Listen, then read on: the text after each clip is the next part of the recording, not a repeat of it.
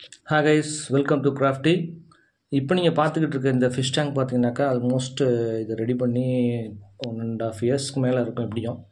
So ஏற்கனவே இந்த fish tank எப்படி ரெடி பண்ணுற வீடியோ நம்ம சேனலில் இருக்குது.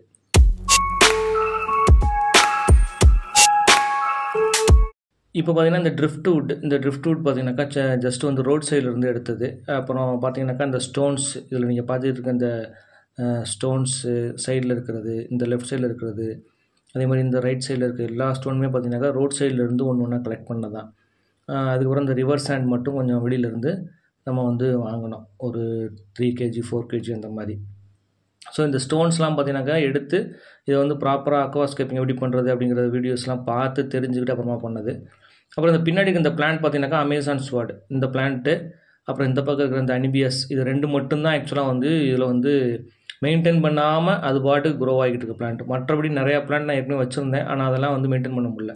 இந்த நடுவில் இருக்க ஃபிஷ் பார்த்தீங்கன்னாக்கா டெட்ரா ஃபிஷ்ஷு. அப்புறம் கீழே பார்த்தீங்கன்னாக்கா இந்த ஷ்ரிம்ப் இருக்கும். இங்கே பார்த்தீங்கன்னா ஷ்ரிம்ப், கலர் ஷ்ரிம்ப் இருக்கா, 2 கலர் தெரியுதா உங்களுக்கு.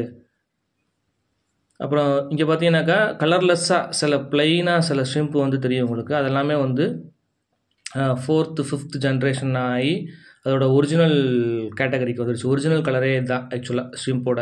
நீங்கள் கலர் ஷ்ரிம்ப் என்ன கலர் ஷ்ரிம்ப் வாங்கினாலும் ஒரு 7-8 தடவை ப்ரீடிங் முடிஞ்சிருச்சு அப்படின்னாக்கா ஆட்டோமேட்டிக்காக இந்த ஒயிட் கலரில் மாறிடுது.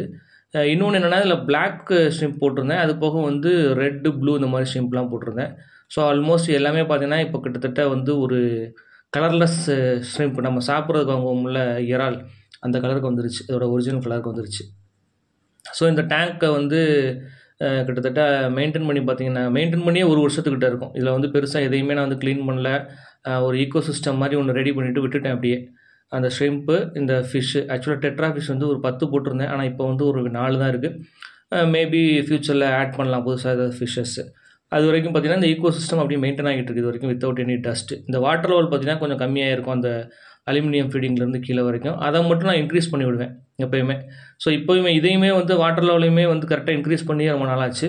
ஸோ அதையுமே வந்து பண்ணணும். பார்த்தா வாட்டர் நான் பிடிச்சி வச்சுருக்கேன், ஒரு 3 நாள் கழிச்சு மறுபடியும் அதில் வந்து அப்லோட் பண்ணணும்னு வச்சுங்களேன்.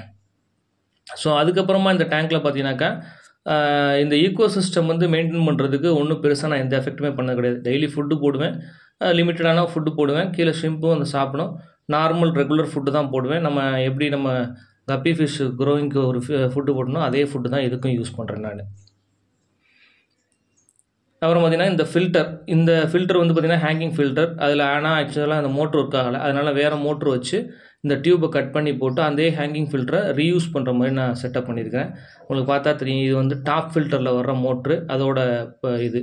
அப்புறம் இந்த பிளான்ட் அமேசான் ஸ்வாட் நான் சொன்ன மாதிரி வேறு நிறையா பிளான்ட் வச்சு பார்த்து ஃபைனலாக இந்த அமேசான் ஸ்வாட் மட்டும்தான் எந்த விதமான மெயின்டெனன்ஸ் இல்லாமல் ஆட்டோமேட்டிக்காக அழகாக க்ரோ ஆகிட்டு இருக்குது, ப்ராப்ளம் இல்லாமல். ஒருவேளை உங்கள் வீட்டில் இதே மாதிரி வந்து அக்வாஸ்கேப்பிங் பண்ணி ஏதாவது ஃபிஷ் டேங்க் வச்சுருந்தீங்கன்னாக்கா அது வந்து நீங்கள் எவ்வளோ நாளாக மெயின்டைன் பண்ணுறீங்க, எப்படி மெயின்டைன் பண்ணுறீங்க அப்படிங்கிறத கமெண்ட் செக்ஷனில் சொல்லுங்கள். ஏன்னா பார்க்குற மற்ற வியூவர்ஸ்க்கு வந்து கண்டிப்பாக அது ஒரு ஹெல்ப்ஃபுல்லான இன்ஃபர்மேஷனாக இருக்கும்.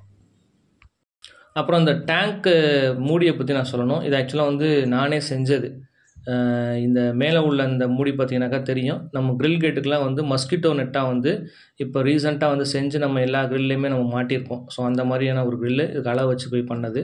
அப்புறமா பார்த்தீங்கன்னாக்கா இந்த உள்ள இந்த அலுமினியம் பார்த்தீங்கன்னாக்கா நம்ம அலுமினியம் ஃபீடிங் டோர்ஸ்லாம் போடுவோம் ஷாப்ஸுக்கு, அந்த ஃபீடிங் வந்து என்கிட்ட இருந்ததுனால அதை கட் பண்ணி அதை வந்து நானே செஞ்சேன். கொஞ்சம் சிரமமான வேலை தான், இந்த மாதிரிலாம் கட் பண்ணணும் அந்த ஸ்பேஸ்க்கு ஏற்ற மாதிரி. அது கொஞ்சம் டஃப்பான ஒர்க்கு தான், இருந்தாலும் கொஞ்சம் மெனக்கிட்டு அது மாதிரி பண்ணி முடித்தேன். பட் ஆனால் இது வந்து அவுட்டர் லுக் பார்த்தீங்கன்னாக்கா எனக்கு வந்து உண்மையிலே நல்ல சாட்டிஸ்ஃபைங்காக இருந்தது. நிறைய பேர் பார்த்துட்டு இதே மாதிரி மூடி வந்து கிடைக்குமா, எங்கே வாங்கினீங்க அப்படின்லாம் கேட்டாங்க. பட் இது வந்து வாங்க முடியாது, இது நானே செஞ்சது.